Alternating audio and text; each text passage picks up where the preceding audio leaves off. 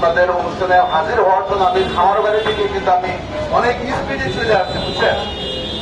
তো কথাটা হচ্ছে এটাই, এরকম বক্তব্য কিন্তু আরো 7-8 বছরের মধ্যে অনেকবার দেখি, অনেকবার আমাদের মিডিয়া ক্লাব হওয়ার জন্য অনেক চেষ্টা হয়েছে, আমরা অনেক সময় অপচয় করছি, কিন্তু সাকসেস কিন্তু হতে পারি না।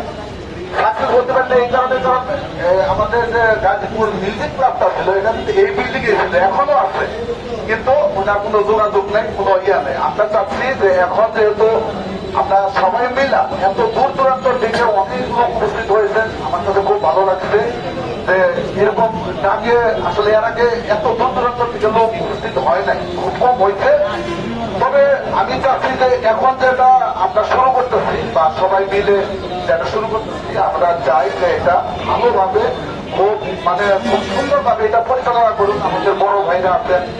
আমরা চাই যে আসলে আমাদের একটা গার্জিয়ান হোক, এটা একটা মানে পডকাস্টের মতো থাকবে, যেমন আমাদেরকে ছায়া দিবে। আমরা মিডিয়াতে কাজ করে রাত নাই দিন নাই, এক এক জায়গায় যাই, এক এক জায়গা থেকে চলে আসি, মানে আমাদের কোনো নিরাপত্তা নাই। আমরা চাচ্ছি যে এই মিডিয়া পরিবারের পক্ষ থেকে আমরা যে কোনো নিরাপদ পাবো বা আমরা সুন্দরভাবে কাজ করতে পারবো, আমাদের একটা ভরসার জায়গা থাকবে।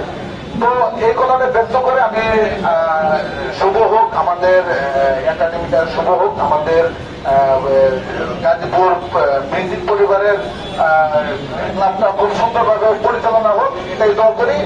আর এখনই আমি কথা শেষ করছি, ধন্যবাদ সবাইকে।